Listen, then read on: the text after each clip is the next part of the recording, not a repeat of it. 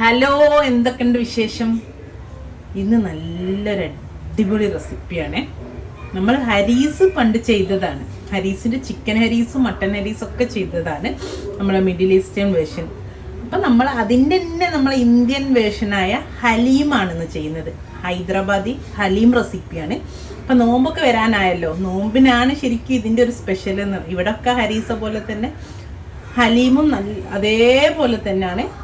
ഒരേതിൻ്റെ രണ്ട് ഭാഗം എന്ന് പറയാം. അടിപൊളി ടേസ്റ്റിലുള്ള ഹലീം എങ്ങനെ ഉണ്ടാക്കാൻ നോക്കാം കേട്ടോ. ഉണ്ടാക്കാൻ ആദ്യം തന്നെ ഒരു അരക്കപ്പ് ഗോതമ്പ് നുറുക്ക് ഞാൻ വൈകുന്നേരമാണ് രാവിലെ കുതിർത്തി. അപ്പോൾ രാവിലെ ഉണ്ടാക്കുകയാണെങ്കിൽ രാത്രി കുതിർത്ത് വെച്ചാൽ മതി.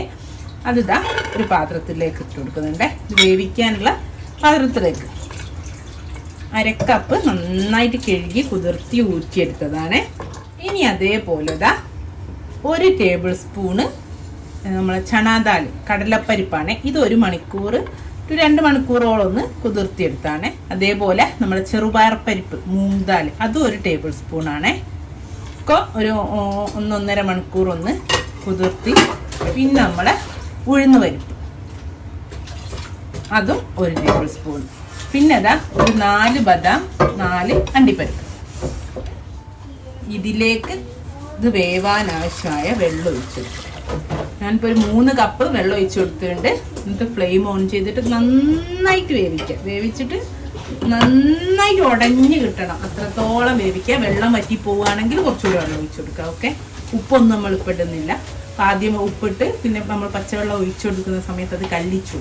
അപ്പോൾ നല്ലോണം വെന്ത് നമ്മൾ മിക്സ് ആക്കുന്ന സമയത്തേ ഉപ്പ് ചേർക്കുന്നുള്ളൂ. അപ്പം ഫ്ലെയിം ഓൺ ചെയ്ത് കൊടുക്കട്ടെ. ഇനിതാ ഞാനൊരു 500 ഗ്രാം ബീഫാണ് എടുത്ത്. ഞാൻ എല്ലില്ലാത്ത ബീഫാണ് എടുത്ത്. പക്ഷേ ഇതിൽ എല്ലുള്ളതാട്ടോ ടേസ്റ്റ്. അപ്പോൾ ഇത് നന്നായിട്ട് വേവിക്കുമ്പോൾ ഹരീസൊക്കെ ചെയ്ത പോലെ തന്നെ ആ എല്ലൊന്നും കൂടെ ഇറങ്ങുന്നുണ്ടെങ്കിൽ കുറച്ചുകൂടെ നല്ലതാണ്. പക്ഷെ എൻ്റെ അടുത്തുള്ളത് ഇപ്പം ഇവിടെ അത് മട്ടനാണ് നോർമലി യൂസ് ചെയ്യുക. മട്ടനും ബീഫും ചിക്കനും ഒക്കെ ഇട്ടിട്ട് ചെയ്യുക. പക്ഷേ നോർമലി ഹലീമിലും മട്ടനാണ്. ഞാനിപ്പം ബീഫ് വെച്ചിട്ടാണ് ചെയ്യുന്നത്. 500 ഗ്രാം എല്ലില്ലാത്ത ചെറിയ പീസുകളായിട്ടുള്ള ബീഫ് കഴുകിയെടുത്തിട്ടുണ്ട്.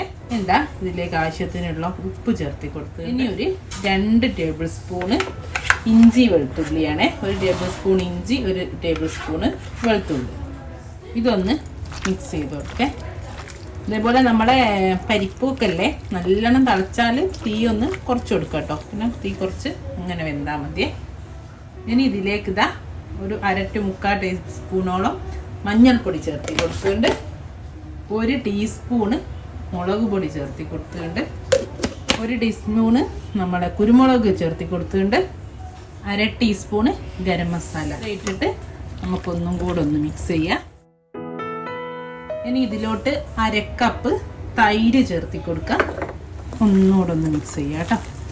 എന്നിട്ട് ഇതൊന്ന് നമുക്കൊരു 1/2 മണിക്കൂർ മിനിമം ഒന്ന് റെസ്റ്റ് ചെയ്യാം. ഓക്കെ, ഒന്ന് അടിച്ചു വെച്ചിട്ട് 1/2 മണിക്കൂർ മാറ്റാൻ വേണ്ടിയിട്ട് ഒരു കുക്കർ വെച്ചിട്ടുണ്ട്. അതിലേക്ക് ഒരു 1/4 കപ്പ് ഗീ ഒഴിച്ചു കൊടുക്കുന്നുണ്ട്. ചൂടായ നെയ്യിലേക്ക് നമുക്ക് ഒരു ചെറിയ കഷ്ണം പട്ട ഇട്ട് കൊടുക്കാം. അതേപോലെ ഒരു 10 ഏലക്ക ഇട്ട് കൊടുക്കുക. ഒരു 8 പൂവ് ഇട്ട് കൊടുക്കുക. 10-12 കുരുമുളക് മണി ഇട്ട് കൊടുക്കുക. മെയിനായിട്ട് ഷാജീര ഒരു 2 ടീസ്പൂണാണ്. തീ കുറച്ച് വെക്കണം.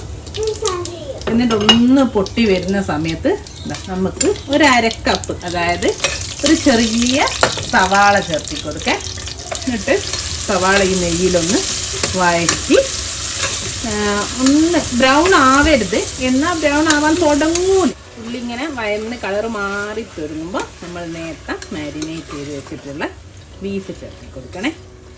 അപ്പോൾ നമ്മുടെ ഉള്ളിയൊക്കെ നന്നായിട്ട് വഴന്നിട്ട് ഒരു കളർ മാറി തുടങ്ങുന്ന കേട്ടോ.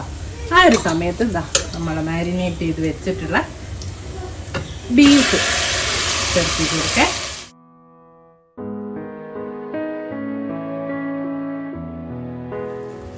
ഇനി ഈ ബീഫ് ഇതിലൊന്ന് നന്നായിട്ട് വെള്ളമൊന്നും ചേർക്കാതെ നല്ല ഹൈ ഫ്ലെയിമിലിട്ടിട്ട് നമുക്കിതിലൊന്ന് വഴറ്റി എണ്ണ തെളിയിച്ചെടുക്കണേ. ഒരു 5-10 മിനിറ്റ് എടുക്കും കേട്ടോ. അതിന് നന്നായിട്ട് എണ്ണ തെളിഞ്ഞ് വരണം. ഈ മസാലയൊക്കെ ഒന്ന് ഇതിൽ പുരട്ടിയ മസാലയൊക്കെ ഒന്ന് നന്നായിട്ട് മൂത്ത് വരണേ. എന്നിട്ടാണ് നമ്മൾ വെള്ളം ഒഴിക്കുന്നതും അടിച്ചു വെച്ച് വേവിക്കുന്നതൊക്കെ. ഒന്ന് ആദ്യം ഇതിലൊന്ന് വരട്ടിയെടുക്കണം. കണ്ടോ, നമ്മളെ നെയ്യൊക്കെ മേലെ ഇങ്ങനെ തെളിഞ്ഞ് കിടക്കുന്ന ഇങ്ങനെ വരട്ടിയെടുക്കണേ. 2 പച്ചമുളക് അരിഞ്ഞ് ചേർത്തി കൊടുക്കാം. പിന്നെ ഇതാ ഒരു 10-12 പുതിനയുടെ ഇല, ഇതേപോലെ 2 ടേബിൾ സ്പൂണ് മല്ലിയിലയും ചേർത്തി കൊടുത്തിട്ടുണ്ട്. ഉപ്പ് നമുക്കിനി ലാസ്റ്റ് ചേർക്കാം കേട്ടോ. എല്ലാം വെന്തിട്ട് ഇതിലേക്ക് ആവശ്യത്തിനുള്ള ഉപ്പ് നമ്മൾ നേരത്തെ ചേർത്തിയിട്ടുണ്ടല്ലോ. പിന്നെ നമുക്ക് ലാസ്റ്റ് ആ മിക്സിങ്ങിൻ്റെ ടൈമിൽ നോക്കിയിട്ട് ചേർത്തി കൊടുക്കാം. ഞാൻ ഇതിലേക്ക് ഇത് വേവാൻ വേണ്ടിയിട്ട് 2 കപ്പ് തിളച്ച വെള്ളം ഒഴിച്ച് കൊടുക്കുകയാണ്. ചിലപ്പം പച്ചവെള്ളം ഒഴിച്ചാൽ അങ്ങ് ബീഫ് വേവാതായി പോകും. ഇതാകുമ്പോൾ ആ പ്രശ്നം വരൂലേ.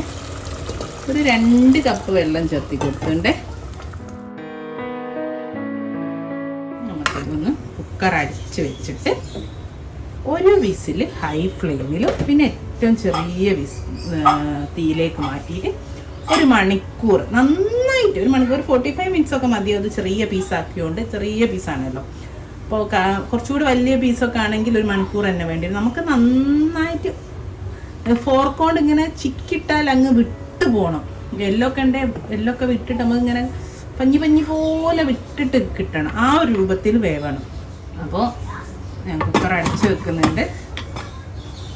എന്നിട്ട് ഹൈ ഫ്ലെയിമിൽ 1 വിസിൽ, എന്നിട്ട് തീ കുറച്ച് വെക്കുക. ഒരു 45 മിനിറ്റ്സ് ആണ് ഞാൻ വെക്കുന്നത്. കുറച്ചുകൂടി വലിയ പീസൊക്കെ ആണെങ്കിൽ എന്തായാലും 1 മണിക്കൂർ വേണ്ടി വരും. നമ്മളെ കുക്കർ ഞാൻ ഓഫ് ചെയ്ത് അവിടെ വെച്ചിട്ടുണ്ട് പ്രഷർ പോകാൻ വേണ്ടിയിട്ട്. അതേപോലെ നമ്മളെ ഗോതമ്പ് നുറുക്കും ഇതൊക്കെ ഇവിടെ വെന്ത് കിടക്കുന്നുണ്ട്, നന്നായിട്ട് വെന്തുണ്ട്.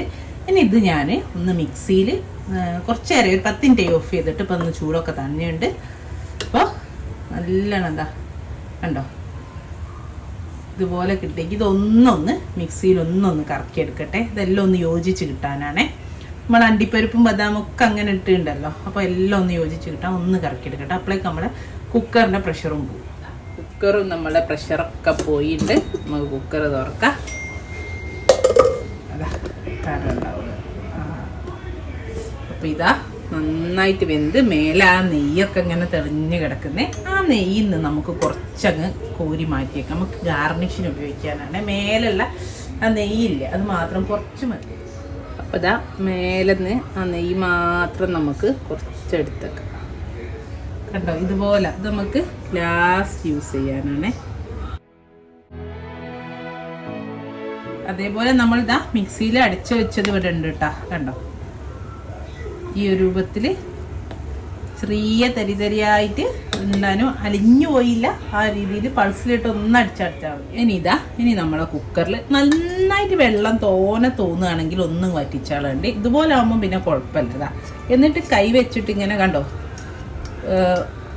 ബീഫ് അലിഞ്ഞു ചേരുന്നുണ്ടോ, ഇതുപോലെ ചെയ്യുമ്പോൾ നമുക്ക് കിട്ടണം. അതുപോലെ വേവണേ. കണ്ടോ എത്ര ഇതുപോലെ കിട്ടണം. ഇതൊന്നും എല്ലാ ബീഫ് നമുക്ക് ഇതുപോലെ ഫോർക്ക് വെച്ച ഈസിയാണ് ചെയ്യാൻ. ഇങ്ങനെ ചെയ്തെടുത്തിട്ട് നമ്മൾ നേരത്തെ അരച്ച് വെച്ചതിലിടാം. കണ്ടോ ഇതുപോലെ നന്നായിട്ട് ഉടച്ചെടുക്കുക കേട്ടോ. ഫോർക്ക് നമ്മളെ കയ്യിൽ കടയോലില്ലേ, നാട്ടിലൊക്കെ ഉണ്ടാവും, ഇവിടെ എൻ്റെ അടുത്തില്ല. അതുണ്ടെങ്കിൽ ഒന്നുകൂടി ഈസിയാണ്. പെട്ടെന്ന് ഇത്രയും പണിയില്ല, പെട്ടെന്നാവും. ഇനി നമുക്ക് നമ്മൾ അരച്ച് വെച്ച് ഗോതമ്പ് നുറുക്കിൻ്റെ കൂട്ടില്ലേ, അത് ഇതിലേക്ക് ചേർത്ത് കൊടുക്കുക. അപ്പോൾ അത് ചേർത്തിട്ട് നന്നായിട്ട് മിക്സ് ചെയ്യണേ. മിക്സ് ചെയ്തതിന് ശേഷം നമുക്ക് ഫ്ലെയിം ഓൺ ചെയ്ത് കൊടുക്കാം. അപ്പോൾ ഫ്ലെയിം ഓൺ ചെയ്ത് കൊടുത്ത് കണ്ടോതാ. ഇനി നമ്മൾ പാത്രത്തിൽ നിന്ന് വിട്ടു പോരുക എന്നൊക്കെ പറയില്ലേ, അതുപോലെ ആക്കിയെടുക്കണേ. അതാണ് ഇതിൻ്റെ ഒരു കറക്റ്റ് കൺസിസ്റ്റൻസി എന്ന് പറയുന്നത്. ഒന്ന് വേണമെങ്കിൽ നിങ്ങൾക്ക് ബ്ലെൻഡ് ചെയ്തെടുക്കുന്നെങ്കിൽ ബ്ലെൻഡ് ചെയ്തെടുക്കട്ടോ. ബ്ലെൻഡ് ചെയ്താൽ എന്താണെന്ന് പറയുമോ, കംപ്ലീറ്റ് അരിഞ്ഞിട്ട് ഇത് വയലിടുമ്പോൾ ഇങ്ങനെ അലിഞ്ഞ് കളിക്കും. എനിക്കത് ഇഷ്ടമല്ല. ഒന്ന് എടുത്ത് ആ ഇറച്ചിൻ്റെ ഒക്കെ ആ ഒരു നൂല് നാര് പോലുള്ള കടിക്ക് മറ്റൊക്കെ കടിക്കുമ്പോൾ ഒരു ടേസ്റ്റ് അല്ലേ. അപ്പോൾ ഞാനതുകൊണ്ട് അരച്ചെടുത്തിട്ടില്ല. ചിലർ ഈ ഇറച്ചിയും അരച്ചാളിടും. അപ്പോൾ ആകുമ്പോൾ അത് അത്ര എനിക്ക് ടേസ്റ്റ് ആയിട്ട് തോന്നിയില്ല കേട്ടോ. മൊത്തത്തിൽ അരിഞ്ഞിട്ട് ഇങ്ങനെ വലിഞ്ഞ് തന്നെ.